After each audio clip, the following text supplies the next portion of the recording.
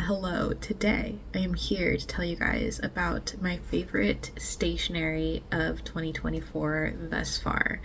Now, I've already posted my 2024 Techokaigi, and that hasn't really changed at all. What also has not changed are the pens that I pretty consistently use throughout the year. I am the kind of person who likes to have a designated pen for a designated journal. So for example, like with my hobonichi weeks, I tend to only use one pen to write, I would say 95% of the things that go into that journal, etc., etc. Also, this year has been the year of very low maintenance journaling. And by low maintenance, I mean there's not a lot of decorating going on. I'm not doing super elaborate spreads like I did last year. I will eventually film a 2023 bullet journal flip through, even though I kind of stopped using it towards the end of the year, but I want to show y'all the spreads. I went crazy with the design last year, and I think that I went so off the deep end with the design that this year I was burned out in a sense. And you can see that in my hobonichi, the design, the decoration, the planning is very, very minimal. Again, it's partially because of all of the life changes that I've had in the past 2 years, and also just the lack of space up in here. Another thing, one last thing before we go into the stationery. So this has also been the year, 2024 has been the year of limited edition pen bodies for me. And I've always been someone who collects limited edition pen bodies. I have a bunch of multipens. Y'all have seen my collection. My best friends have gotten me some. I used to scour the island of Oahu for them. My collection of multipens is insane, especially with limited edition bodies. But now I've branched into single pens with limited edition bodies. I had a small collection before, but this year I actively sought out pens that could stay in my daily rotation in terms of the ink, and then the body, I want it to be something that brings me joy, sparks joy. And so I specifically went for limited edition pens. This started when I got the Studio Ghibli Uniball 1F pen. I loved it so much. I loved using it in my hobonichi, and I just having the little sprites, the soot sprites on my pen brought me so much joy that I was okay, I need to do this with every single pen that's in my daily rotation, because for some reason it's getting me through the day to have those little, cartoons or whatever. So those are the major themes that you will see. Sorry for the long intro. Let's go through what my favorite stationery of this year has been so far. Okay, so basically what I'm going to do is I'm going to show you guys the body of the pens, what they look like, and then I'm going to show you some swatches as well as live action me using it in whatever journal or notebook that I typically use them in. So yeah, like I mentioned, I'm gonna get started with my special editions and my everyday carry. I don't ever leave the house, so these just stay in this little sake cup that I use that has kumamon on it, but it's a small cup, so I only keep my essentials in here. This is just a random pencil that says what it says. So the first things that I definitely want to show you guys are my two hobonichi pens. These are the two pens that I use in my hobonichi weeks. I tend to use this one more than this one, but basically they have the same thing on the inside. So they've both got a uniball 1F refill. Actually, I don't know if it's a 1F necessarily refill, but it's a 0.38 uniball 1 refill at the very least. I'll link it down below. In first of all, a uniball 1F body. This is the Studio Ghibli special edition that I was talking about with the soot sprites. Super cute. I like how it looks. It's not the most comfortable to write with because it is entirely plastic metal-ish. So for long form writing, this is not my favorite. I prefer to write with something that does have a grip. So what I did was I took my Uniball Signo RT. This is a special edition with Toy Story. And what I really like about this one in comparison to this one is that it has the grip. And because it is Uniball, the refills fit in perfectly. This has been my everyday pen for my hobonichi weeks. I really like the pen ink and the way that it writes in the hobonichi weeks. I know there's a little bit of like ghosting, not necessarily bleed through, as to be expected with paper that's as thin as the hobonichi paper is. It helps me get into the really tiny grid space that is the hobonichi grid space, so I really appreciate that. But yeah, these two are definitely like always on hand. For my daily journal, I like to use, again, a Uniball 1, and I know this one says 0.38, but it's actually got a 0.5 refill in it. I really like the ink flow in the I like the ink flow in both the 0.38 and the 0.5, but in the 0.5, the ink flow is just so juicy and so thick and so nice. So it's really nice for like writing long form for me for some reason. Like my handwriting in my journal when I use the 0.5 is so nice. I think it goes especially well with the Midori paper that I use, because this is for my daily journaling. And as you can see, I've got Pochacco on it. Basically, if there's a black and white dog and it's on stationery, I'm gonna get it. So Pochacco, Snoopy, you get the idea. I will always buy that stationery, but it's super cute. I feel like it's a fun little addition to the basic Uniball 1 body. Next are going to be a lot of pens that I use basically for my work journal.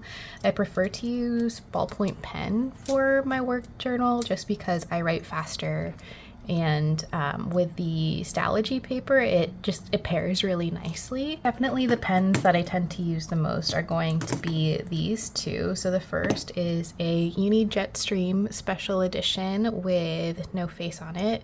No Face is my favorite Studio Ghibli character, and Spirited Away is my favorite Studio Ghibli movie. I know it's kind of basic bitch, but you can take your complaints elsewhere. It was like an automatic buy when I saw this on Jet Pens. Like, it's so cute. Again, it has the same like very comfortable body to write with, so it's very nice for long-term journaling. In this, I do have the original Uniball Jetstream 0.5 millimeter refill, and I also have that same refill in this Zebra Sarasa Nano Snoopy pen body. So again, this is a special edition. I bought it because it's a special edition. I love that it has Snoopy's Joe Cool persona on it. Like, that is just so cute. And I wanted to try the Zebra Sarasa Nano. I didn't end up liking the refill, like the nano refill inside of here, but I wanted to keep using the body because it's very, very comfortable to write with. There is a lot of space between the tip of the pen and where I actually grip the pen, but the grip is just so comfortable that it works. My handwriting is a little more loosey-goosey with this one, but I really like the barrel, and I like that it's got Snoopy on it. It's so cute. And then because I take a lot of notes at work, I've got two multi-pens that I keep with me for taking notes in case I need like a blue or a red. The first one is going to be this Jetstream multi-pen with Pochacco on it, of course. It's super cute with this light blue, and it has 3 colors, so black, blue, and red. I typically only use the blue and red because for the black I'm probably going to be using this and then picking this up when I need a different color. But this has, again, your basic Uniball Jetstream ink in it, and the flow is pretty good. I tend to reach for this one a little more just because Jetstream is a lot more reliable. And I've been using this for many, many months now, and somehow it has not run out of ink in any of the refills. The other ballpoint multi-pen that I use is this Zebra Blend multi-pen. It has, just like the Uniball Jetstream, a black, a red, and a blue, and then this one has Snoopy with a little balloon on it. I do not love this pen, which is really sad because I really, really do like the blend pen on its own, but for some reason, maybe it's just the refills that I got with this pen, like the skipping is horrendous. Like, I was literally in the middle of a meeting taking really important notes, and this pen just decided to start skipping on me to the point where I could not read what I was writing. So I'll pick this up every now and then when I'm not like taking important notes. But if I am taking notes, I am going to probably gravitate more towards the uni jet stream because it is more reliable. The blend is a lot more comfortable to hold because it's a little thicker at the tip here, and I prefer a thicker body.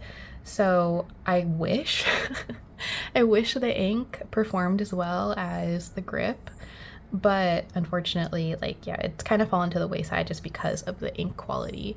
But again, it's like really unexpected because I feel like with my other Zebra blend pens, the ink comes out so smoothly, so consistently, like it's on par with the Pentel Calme and the Uniball Jetstream. But for some reason, like the refills that came in this one are no good. The last multi-pen that I use for my work journal is actually this high-tech Coolio C Sailor Moon multi-pen. This is super cute, and I was so happy to see that it literally only has the outer Sailor Senshi. I feel like with Sailor Moon products, you only ever see the inner 5, which makes sense because like those are the main characters in the series. But I feel like the outer 4 always get excluded despite Saturn being like such a huge part of the Sailor Moon story.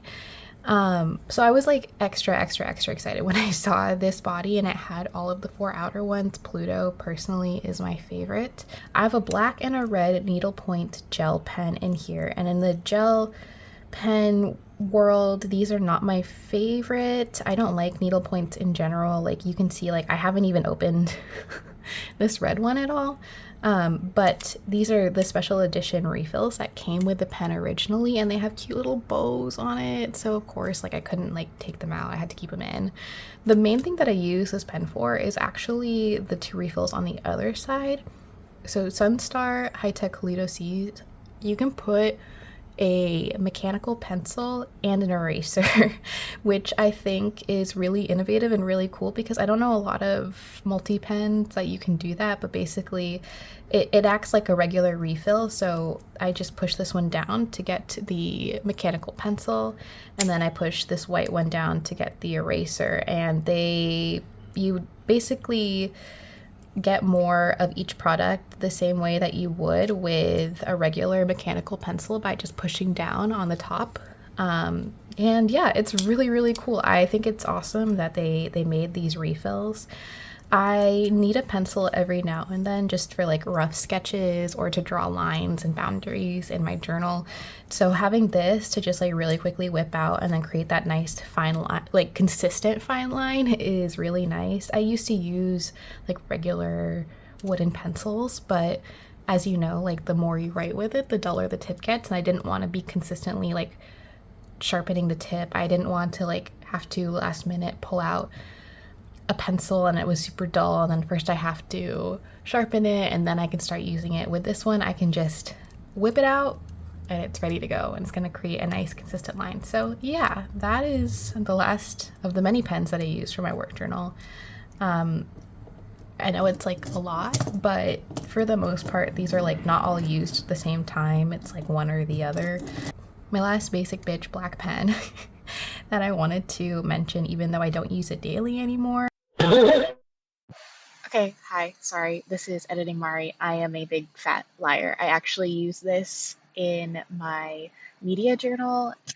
I don't go over how I use it in my media journal, but it's the only pen that I use in my media journal. If you want to go see what my media journal is about, go check out my Techokaiki for 2024.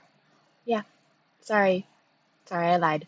Frixion Knock Zone, I believe it's called. This is the Frixion pen, but upgraded. The ink is more opaque than the regular Frixion pen, and then the body is just so much sleeker. It's got a much more professional design, and it's so comfortable to write with. The ink flow is fantastic. Like, before I switched over to the Uniball one for my daily pages, I was using this for my daily pages. I decided to stop using this just because I have this very irrational fear that the ink is going to disappear if it gets too hot in my apartment, which again, it's not realistic because it will never get hot enough for the ink to disappear. But at the same time, it's like you know, I'm writing down my memories and my daily pages. The last thing I want is for them to disappear one day. So yeah, I still really love this, and I highly recommend checking it out if the main gripe that you've had with the frixion pens before is the translucency, the lack of opacity with the ink, because this is a huge improvement to regular frixion ink with the frixion knock zone. The next set of pens that I wanted to show y'all were these jelly roll pens. So I got back into jelly roll this year just because I am not doing like super fancy calligraphy anymore. I'm still doing my usual scripts, but I found that like I don't have the time or the mind space, and I tend to hate it more if I just rush something with calligraphy. So I've just been using like very thick gel pens to write out all of my headings and that kind of thing. So I tried the Pentel Matte Hops, and I do like those, but I like the consistency and the color variety in jelly rolls much better. I have a huge collection of jelly rolls at this point, but I just want to pull out my favorites. These are the teal, purple, and blue from the Moonlight collection, and then these are metallic ones that are actually clicker pens, which I don't know that there's a lot of jelly rolls like that, and it's kind of extra. I would technically prefer a regular cap for a jelly roll because they can dry out, but I really wanted these colors, so I bought them in the clicky pen. Yeah, they're just so nice, super consistent. I love the way that they kind of like are juicy straight from the pen. I don't feel like I have to go over it too much, and yeah, these are such a nice staple in my collection. The last pen slash marker I wanted to show you guys were these Monami twin highlighters. So these are two different types of Monami highlighters. One is the Ascenti collection, and then one is the Live Color or Live Color collection. They're actually a lot smaller than your average like highlighter tip. You get for the Ascenti a thicker tip and then also a smaller tip on the other side. It's still a chisel tip, which I like, but like I like getting that finer chisel tip, especially from the Live Color. Like these two have been probably the highlighters that I've used the most this year, just because one, the colors are so gorgeous, and then two, it is really nice to be able to use like these smaller tips, especially with like the hobonichi tiny grids. It has been just so wonderful. It's such a joy to use these. I know that sounds ridiculous when I say it, but like genuinely the small tip does make a huge difference depending on which journal you use. So I highly recommend y'all check out these if you've been looking for like a smaller tip size for your chisel tip markers, and or if you're looking for some really cool colors, because I think the colorways for these two sets of pens are actually like super gorgeous. Like the Live Color ones, the pack that I got at least, is a little more muted in terms of the colors, but for this one you get a lot more vibrant colors, and they're just so like fun and gorgeous. Yeah, love using these. I try to use these as much as possible. Okay, the final thing I want to show you guys is this mini guillotine that my partner got for me for Valentine's Day.